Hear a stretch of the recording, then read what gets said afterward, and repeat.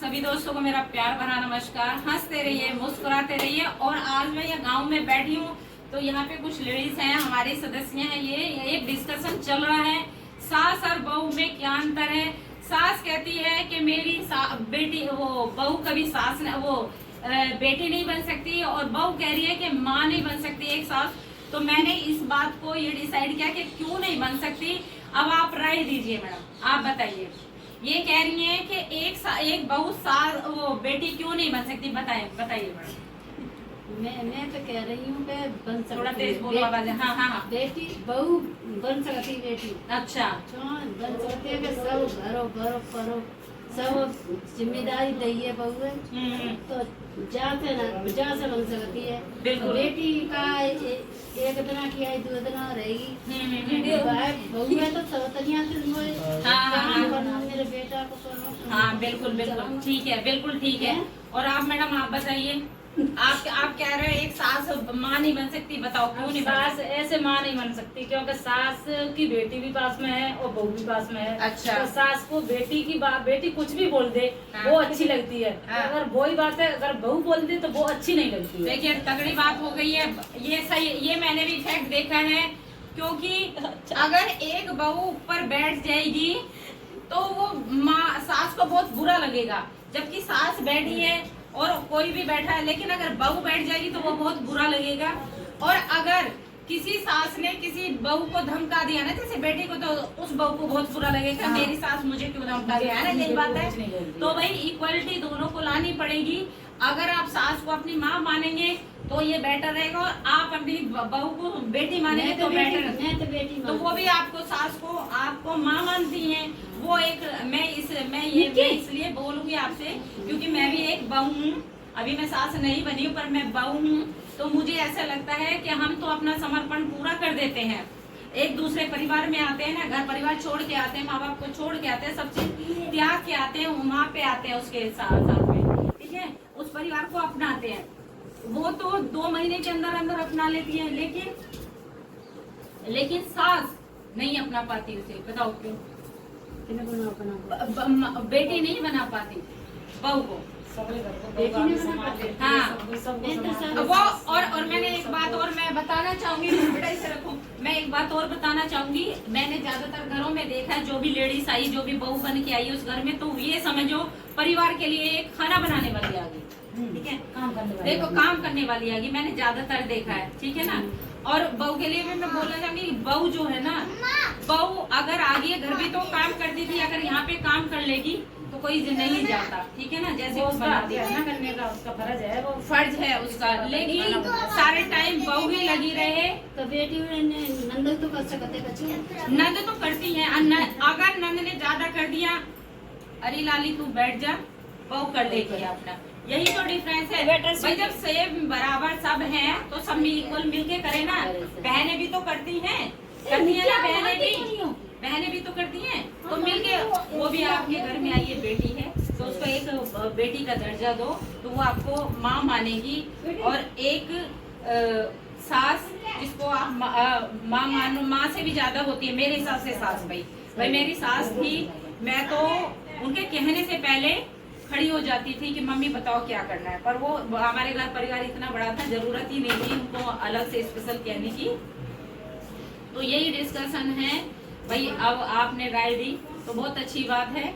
अब मैंने इसलिए ये बात छेड़ी कि बहू नीचे ही क्यों बैठे, ये भी बहू है ना, तो मैं कभी ना देवरानी है मतलब। हाँ नीचे बड़ी में कभी ना कहते। अच्छा। नीचे चो बैठी, मर्जी है तई बेच। हाँ नहीं, देखिए आजकल के टाइम में होना चाहिए, जब आपकी बेटी जाएगी तो आप अपनी बेटी से क्या बोलोगे। अगर उन्होंने कंप्लेंट कर दिया अपनी सास की, क्या बोले, तेरी सास ऐसी है क्यों है?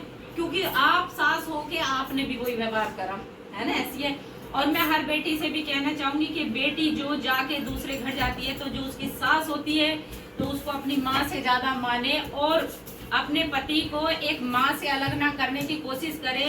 क्योंकि जाते ही ऐसा हो जाता है, आजकल हिसाब ये है, एक बहू किसी दूसरे घर गई, मतलब जहाँ शादी होके गई, तुम तो उसी मम्मी की बात सुनते हो, ये है वो है, फिर लड़ाई झगड़े होते हैं, वो बेचारा पीस जाता है ना, वो इधर का रहता ना इधर का रहता है, लड़ाई झगड़े ना हो, इसलिए वो अलग अलग वो कर देती हैं। कि मतलब है कि अलग हो जाए। भाई मैं तो ये कहूंगी जितना सुख माँ बाप के साथ है, माँ बाप की पूजा कीजिए। जो आपके श्राद्ध करते हो उसे छोड़ दो। जो आपके बड़े बुजुर्ग बैठे इनकी सेवा करो, इनको खाना पानी दो, इनके लिए हाथ पैर, इनके लिए ये सबसे बड़ी देवी बैठी है। तो वही नवरात्रे का टाइम है और मैंने ये बताया है कि बस यही हमारी, मैं तो यही मानती हूँ, अगर किसी को बुरी लगे तो लगने दे। जो मूर्ख बन गया है, जो इंसान जो इस दुनिया में नहीं रहा, उसको आप क्या पूज रहे हो? वो तो उसे पूजना पहले था जब वो जिंदा था। तो जब ये माँ बैठी है, ठीक है ना, और एक ये देवी है, ये भी देवी है, हम लोग देवी हैं। मैं अपने आप को नहीं कह रही, लेकिन सारी लड़कियां भी देवी हैं। कन्या को इस टाइम पूजा जाता है।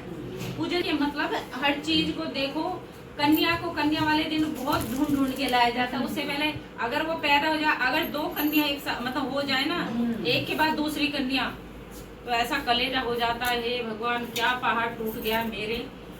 और फिर नवरात्रे वाले दिन आप कहते हो कि कन्या भवानी आ गए हमारे पास, तो ऐसा नहीं है। शुरू से उसको भवानी मानो, दुर्गा मानो, और वो देवी है। उसको इस तरीके से हर तरह की छूट दो, गलत के लिए उसे मना करो, अच्छे के लिए उसे दो। वो देखिए अब बेटों से ज्यादा बन के दिखाइए। आजकल तो बेटा बेटी सब इक्वल है ना। थोड़ा सा मैं वो हो गई, लेकिन मैं यही मानती हूँ, ना तो आदमी ज्यादा है ना औरत ज्यादा है, दोनों इक्वल है, ठीक है ना।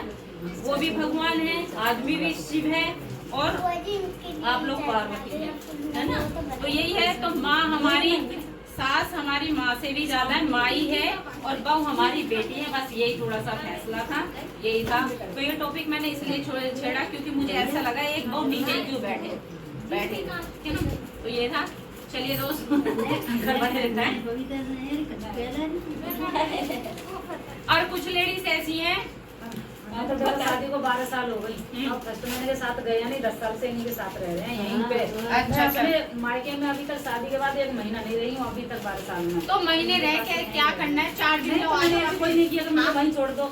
बस ये भी जरूरी है, किसी भी बच्चे को, बेटे को, उसके माँ से बहू को बिल्कुल अलग नहीं करना कभी नहीं चाहिए। कहा, बोला है तुझे आने दे तो आ, और नहीं आने दे रहे हैं तो रहने। नहीं, देखो जो सही हस्बैंड होगा, जो सही आदमी होगा, वो उसे उसके माँ से मिलने से कभी नहीं रोकेगा। इतनी सी बात है। और आजकल अच्छे बच्चे हो गए हैं, हस्बैंड हो गए हैं, वो हर तरीके से कोऑपरेट करते हैं ना। किसी को कभी इनसे मना नहीं करते, अपनी माँ को मत करो, पापा को मत करो, बहन को उनका हक है, वो तो करेंगे। बहन भी उनकी है, और आप भी कोशिश करो कि उनसे ज्यादा करके दिखाओ, है ना।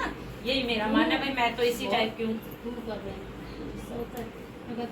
जो इंसान ना करेंगे हम खुद बोले बेटा बिल्कुल आपके बच्चे अच्छे हैं, समझदार है, पढ़े लिखे हैं। पढ़े लिखा इंसान कभी ये काम कर ही नहीं सकता।